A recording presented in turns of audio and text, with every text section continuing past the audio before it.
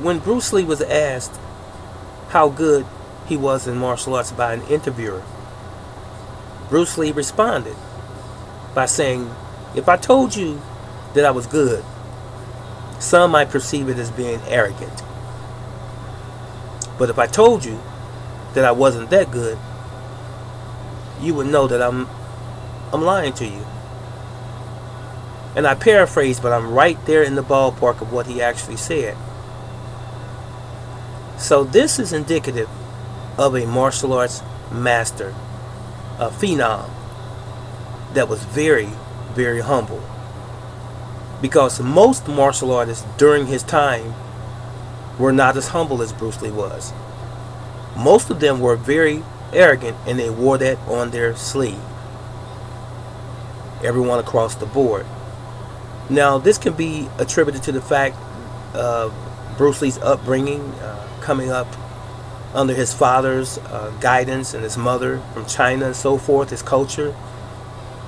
Or could have just simply been him, the person.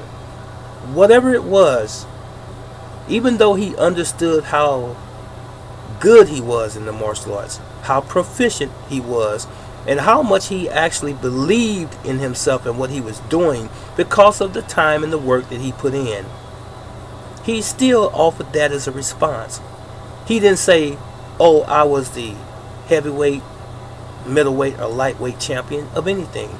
He didn't say that I'm the greatest martial artist that you'll ever see. He didn't say anything even remotely similar. He said, "If I told you that I was good, you would think that I was being arrogant. And if I told you that I wasn't that good, you would think that I would be lying."